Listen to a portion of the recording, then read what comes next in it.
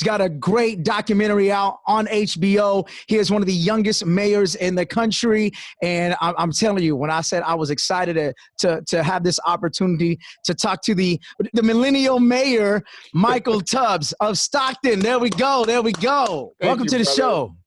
No, I'm so excited to be on the show, man. Big fan. So thanks for having me. Stockton on My Mind. I mean, you and HBO did a great job of documenting your journey as becoming the youngest mayor, one of the youngest mayors in America, and some of the things that you're implementing in your city. I found it interesting, and I think it's smart on some of the programs that you're doing. So if you can kind of walk us through Stockton on My Mind, and then we'll jump into the programs. The film just talks about, it's a moment in time. So he was filming the year 2018. And 2018 was an interesting year. We didn't know this at the time, but that's when we just launched everything. That's when we were launching the basic income. That's when we launched the scholarship program. That's when we launched the gun violence reduction program to marry with our existing city gun violence reduction programs. And that's when we also got our most pushback, our most backlash. It was just a very interesting time. It was my second year in office. Yeah. It wasn't the first year. It was the second year. So the honeymoon phase was over. There was pressure to deliver. Things were moving slow. He just follows myself and also some of the young people in the city who are part of like different programs that I run or that I started. It's also really interesting how some of the stories are parallel. So there's a young man, Isaiah, who's parallel to my father. There's a young woman, Joy, who's parallel to my mother. Yeah. There's a man, Raymond, who spent a lot of time with my father. So it's just amazing how in these stories it shows the systemic nature of the issues and how it's generational and how we have to really hold to, as you said, we have to upset the setup. You just mentioned that a couple of programs, which I wrote down, man, because I'm taking notes the whole time, just because I love the Advanced Peace Initiative. And with that, it seems that the SEED and the Stockton Scholars kind of came all under the umbrella. Is that correct? Yeah, it's funny because I'm a much more mature politician now. But I think for me, it was that we've been talking about these issues of economic insecurity, of gun violence, and of educational attainment for my entire life. Yeah. So I say, and as the first Black mayor, as the youngest mayor, I felt a responsibility that something had to be different. Right. People need to respond to government differently. Yes. That it can't just be the same old, same old. So, but it's funny, I was just talking to my staff the other day, and I was like, why didn't y'all tell me it was crazy to do 3 things like that at once?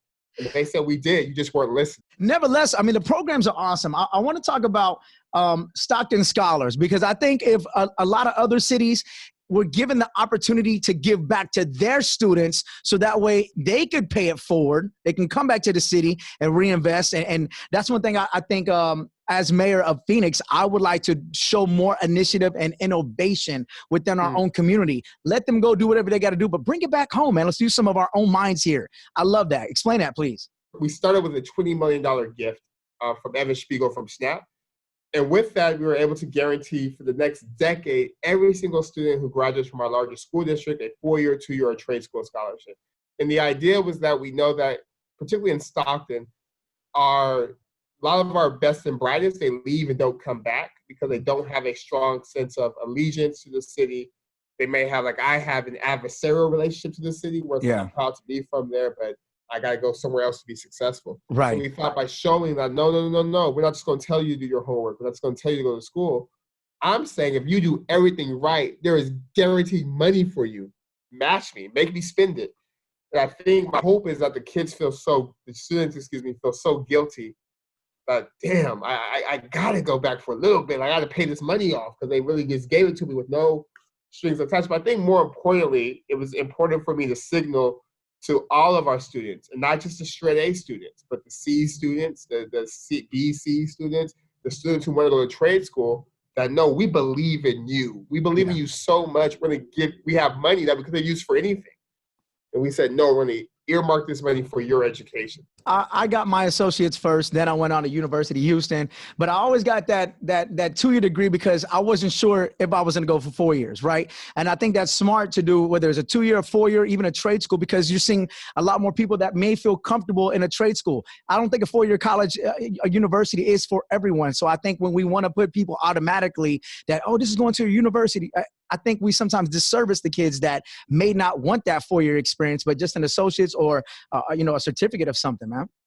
Yeah, and I learned that because I used to teach. When I was on city council, I taught, and some of my students didn't go to 4 years for a variety of reasons. Yeah. Because they had childcare responsibilities, because they wanted to be at home, because they needed to work immediately, because they just want, like, I want to be this technician, I want to do this. Yep. It's like, well, why should they not have the opportunity? Like, that's important stuff too, and I want to help you pay for that too, because I want you to know, no matter what you do, you're important and your contributions are valued here. Another interesting program that I think it was part of the Democrat debates this past year. Andrew Yang championed the universal basic income, and I thought it was innovative for what you to do in Stockton. It's like, let's start and let's see what our city can do.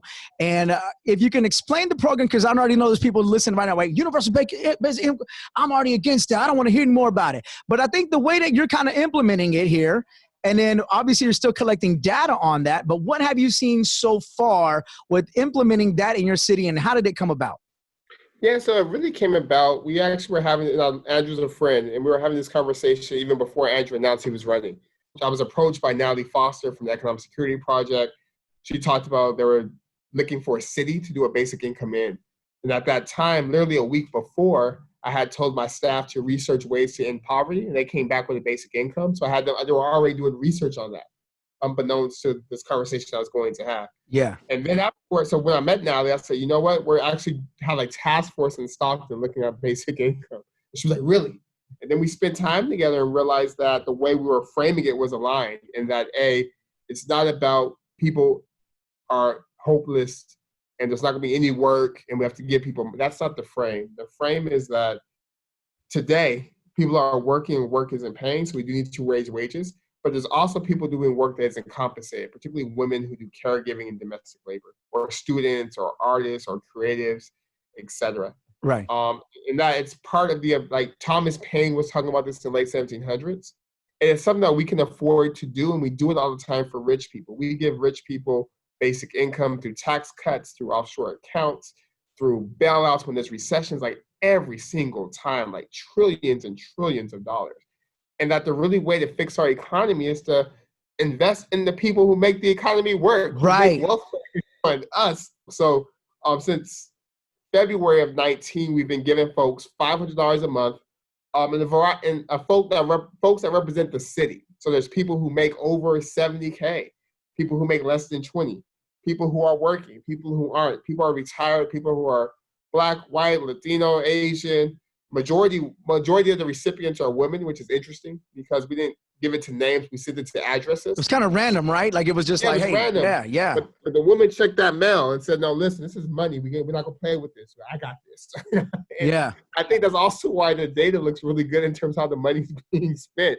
It's being spent on food and necessities and on kids, because the mama's like, okay, we have this $500 a month for 18 months. Let's be very smart about how we invest it. I'm so interested in this because at first I was part of the other people that were like, yeah, I don't know. I think it's just be people wasting it. I'm not sure if it's going to work for everyone. But after watching your documentary, it has definitely interested me in seeing how these programs can actually help other people that may just need the little help to get through something they may be going through temporary, or it could be a little longer term, but can help somebody bounce back on their feet. And last week, I had Ashley Chapman on, and she's with Justice U, and she is a strong player in the fight against human trafficking. And we were talking about child trafficking, sex trafficking, and how those, if those issues not addressed, can lead into the homeless population.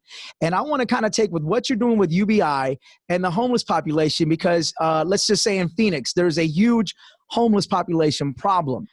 How can the two kind of work together so where you can put a dent in human trafficking, at the same time you can use some of this UBI to maybe help some people that may be going through an unsheltered phase of their life right now to where they can bounce back? There's many causes for homelessness, but we know a main cause is the inability to afford housing, right? That there's so many people who have been evicted, who are living in cars. If you look at eviction data, most people are evicted not for not paying their entire rent. And more to come because of COVID-19. They're saying we haven't even seen the worst yet. But it's interesting when you look at evictions, it's not that people aren't paying any rent. People are like literally $300, $400 short. And that $300 leads to cascading impacts for all of us, where folks are homeless, folks are in shelters, folks have to go to the emergency room, etc. So guaranteed income could definitely help with some of the housing insecurity issues and kind of help with the issues we have with housing affordability. Number two, we know that human trafficking it's about control, domination, but also about money. Right. It's about dollars. It's about young ladies who are coerced, enticed with dollars, oftentimes from families that don't have a lot or don't have basics, and from these terrible human traffickers who are making a lot of money, but usually come from backgrounds where they're not making as much usually. But then you have like Jeffrey Epstein and them folks who do human trafficking at a bigger scale. But I'm talking about street level human trafficking. And I think a basic income kind of helps solve the issue of this economic desperation that will lead to folks looking for alternative ways to make money and to make ends meet. So partly that. And then also think in terms of, we know that a lot of folks who are homeless have issues with mental health, have issues with substance abuse, but we don't know whether it's the chicken or the egg. We don't know if it is the homelessness that caused the substance abuse or the mental illness, or the mental illness that caused the homelessness. And I think $500 or some sort of income floor will allow us to do what we keep saying in terms of housing first, and to just house and shelter folks, get them stable, and then we could deliver the services and the medicine and the mental health and the social work that some folks may need. But some folks may just need a stable environment where they don't have folks stealing from their tent. They don't have rats crawling everywhere, where they don't have just chaos and lawlessness, that they have something stable. So I don't think it's a panacea for everything, but I think it's a very, very, very powerful tool for a lot to help begin to solve a lot of the problems we have in our communities with human trafficking, with homelessness, et cetera. Yeah, so I'm going to lead into this because this is another hot topic right now. Because with defund the police, we've heard the terms defund the police. I don't care if you want to call it reallocate the funds. I don't care if you want to call it let's move budgets around. It's all the same principle. It just depends on how you want to call it, right? And I think people have kind of got to, of course, now there's some people that just want to abolish police completely in certain cities. But I think for the most part, the understanding is let's take, instead of $2 billion going to police, to militarizing our local forces, to where maybe we only need about half of that or 3/4 of it. Let's take the extra money and to put it into programs, like you're saying, with mental health, that you can address some of the different things that cities may need to bring their attention to. Where is your stance? Where is Stockton at with everything that's kind of going on with all the programs you're implementing? Yeah, well, I think 100% that we have to have a conversation about sort of how we allocate resources. And I think, to your point, and some of my activist friends don't like this, I do understand we live in the real world. So there has to be some baseline level of policing. We have to have some baseline level of policing. Right. But what I do agree with is that policing can't be our response to every issue. So if we need more social workers, if we need more case managers, if we need more mental health workers, let's figure out how to pay for that. If we need more recreation, let's have a conversation about how we pay for it. So one of the things we're doing in Stockton now is we're looking at our 911, and the police union doesn't like this, but we're going to look at our 911 calls. Mm-hmm. And I want to know from our 911 calls, how many of those actually require a police officer? Because some calls do. But how many of them don't? Because if a lot of calls don't, then we have to have a conversation around how do we make sure the person answering the mental health call is a mental health worker. Right. And she could work for Stockton Police Department. I don't care. Or he could work for Stockton Police Department. I'm agnostic to that. But they need to be a social worker. Or they need to be a healthcare worker. Right. Or they need a mental health worker. So of course there's going to be frustration and tension because you're sending folks with a hammer to do a job that might require a screwdriver. Right. There's a mismatch. So all that to say, I agree we have to fund more of the things we know that make communities healthy, and that's just not all police. Like we can't just fund police and think we're going to solve everything. Now we have to look at how do we fund these other things. I'm going to move to fatherhood right quick because I know towards the end of the movie says you have a new little baby boy. Congratulations. Thank you. Now, has being a father changed the way that you govern your city now? Like, has it made you look at things different where 2016 you're elected mayor and now you're like, maybe I should start going this way, or wait, what was I thinking? Or I'm really passionate about this now. Yeah, I'm very passionate about childcare. Yeah. And just how unaffordable it is. Like for me and my wife, I'm the mayor, she's an author. And for us to have to like really budget for childcare, and we make above the median income of our city, like I'm like, how do other families pay for this? And how do you make childcare more affordable? Yeah. But I think it also just really kind of gave me a different frame for the purpose of government. Like I've always valued parents and families, but now I'm just fundamentally convinced that the role of government at its essence is to allow parents to be parents. If you allow them just the time and the opportunity to raise their kids and to be present for their kids and to get them help, mental health, like good things will happen. Like things will take care of themselves. That so much of the issues we have is because of and I think Republicans get it half right. They talk about family values and the family structure.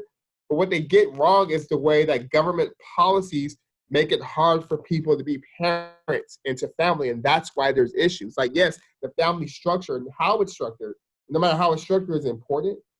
But policies like no paid time off, policies like mass incarceration, policies like lack of health care, make it hard for people to parent.